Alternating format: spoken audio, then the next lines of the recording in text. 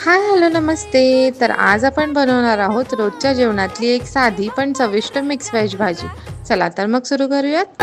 ऊन वारा पावसात राया तुझा हाती हात, संकटाच्या वादळात चालू सोबतीनं वाट, जळेन मी दिन रात, स्वप्न काठू अंधारात, सुटणार नाही कधी जन्मोजन्मीची ही गाठ, धनी माझा लाखातला